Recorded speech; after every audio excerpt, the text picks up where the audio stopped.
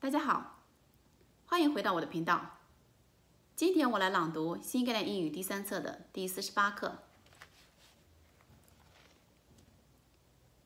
Lesson 48 The Silent Village 沉默的村庄。In this much-traveled world, there are still thousands of places which are inaccessible to tourists. We always assume that villagers in remote places are friendly and hospitable.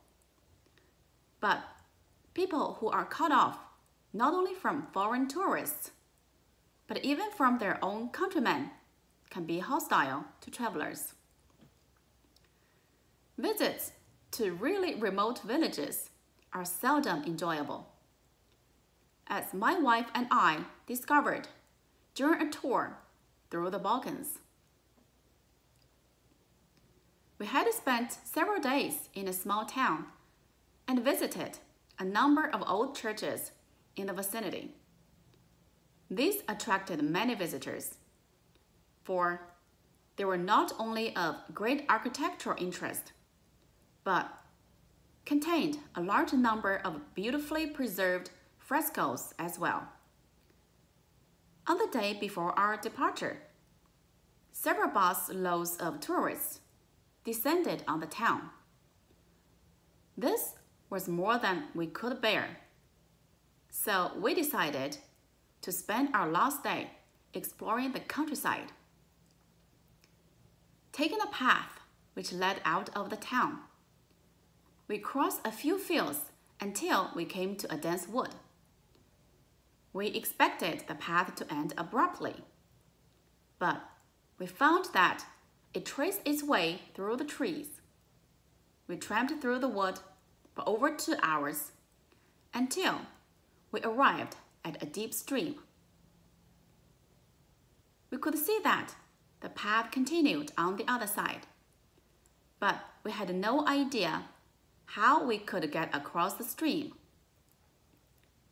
Suddenly, my wife spotted a boat moored to the bank. In it, there was a boatman fast asleep. We gently woke him up and asked him to ferry us to the other side. Though he was reluctant to do so at first, we eventually persuaded him to take us. The path led to a tiny village perched on the steep side of a mountain. The place consisted of a staggering unmade road which was lined on either side by small houses. Even under a clear blue sky, the village looked forbidding, as all the houses were built of gray mud bricks.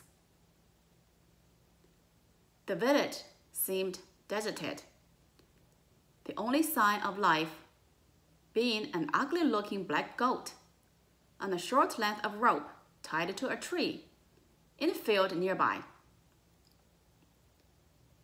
Sitting down on a dilapidated wooden fence near the field, we opened a couple of tins of sardines and had a picnic lunch.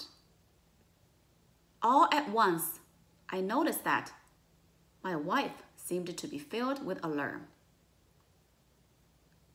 Looking up, I saw that we were surrounded by children in rags who were looking at us silently as we ate. We offered them food and spoke to them kindly, but they remained motionless. I concluded that they were simply shy of strangers. When we later walked down the main street of the village, we were followed by a silent procession of children.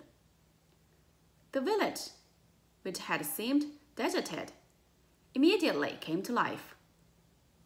Faces appeared at windows. Men in shirt sleeves stood outside their houses and glared at us. Old women in black shawls peered at us from doorways. The most frightening thing of all was that not a sound could be heard.